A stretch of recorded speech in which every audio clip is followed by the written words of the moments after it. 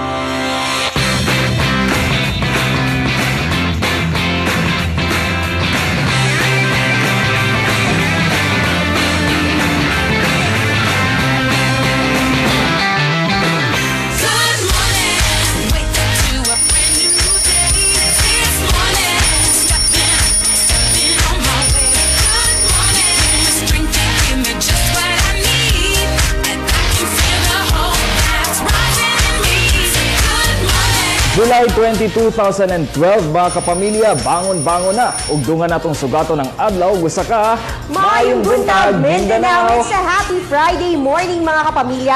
Medyo dagom-dagom ang atong kalangitan karon Hernel, pero sigurado ko, dini sa Maayong buntag, Mindanao, mapuno gyud mo og energy. Hilabi na kay dagag mga balita ug impormasyon ang among ihatag karong buntag. Yes, og mga kapamilya, good news sa mga estudyante, labi na sa mga college students, ug sa mga ginikanan, kay mitaas sa 44% ang budget nga gigahin sa gobyerno para sa mga state colleges ug sa mga universities dinhi sa Pilipinas karong 2013. Ayan, gikan sa 11.3 billion nga budget para sa mga state colleges and university no dinhi sa Pilipinas Hernel.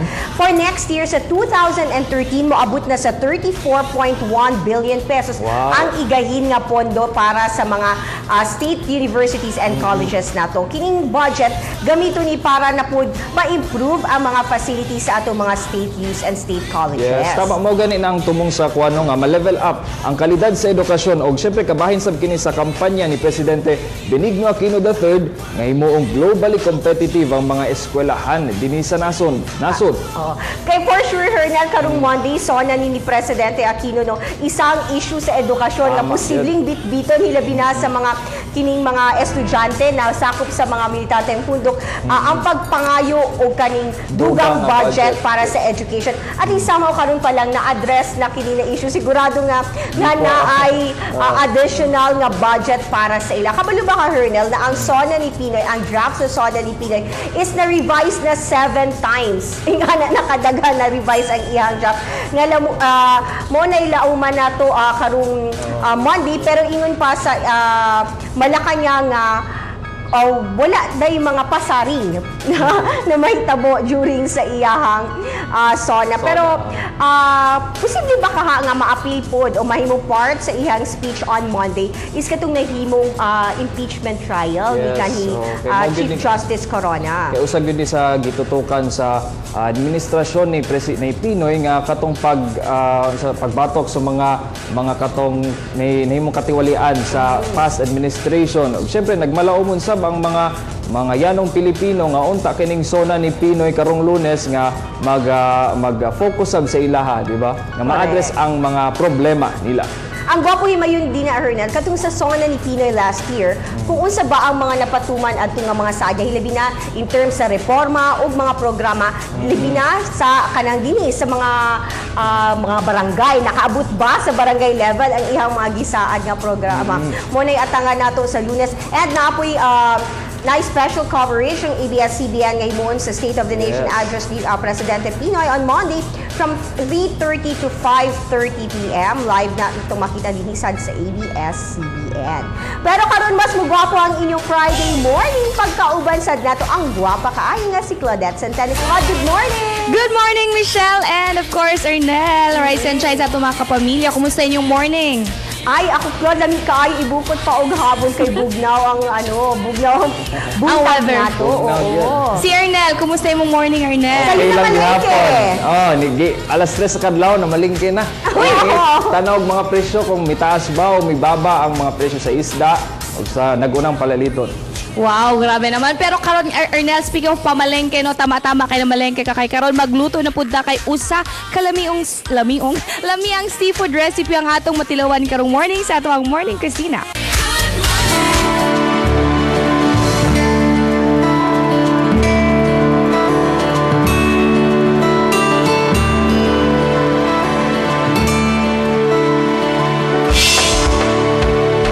This portion is brought to you by Dato Puti Soy Sauce. Dato Puti, ito ay safe. Ngayong buntag, Mindanao, ako dahil si Romeo Coloma Jr. from Emros Cafe Resto Bar diri sa Mintal. Magluto ta karon og sizzling squid. Mao kini ang iyang mga ingredients.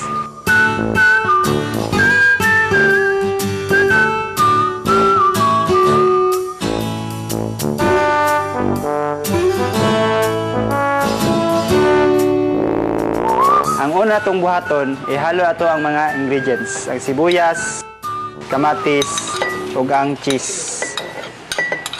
Timplahan nato siya og black pepper. Then i-mix nato ang seasoning. Human nato siyang i-mix. Pag human nato halo sa mga ingredients, ang squid atong lutoon sa init nga pan. Ato siyang lutoon hantod nga ma-half cook lang siya. Pagkahuman og half cook sa squid atong paon, then katong mga ingredients kaganina ato to siyang isulod diri sa squid. Pagkahuman butang ning siling nga espada. Pagkahuman sa siling nga espada magbutang ta og butter sa sizzling pan. Pagkahuman atong ilunod ang atong stuff nga squid. Then atong iyabo ang sobra niya nga sauce. Kani siya 2 to 3 minutes lang atong serving ano gikan sa pagluto sa squid.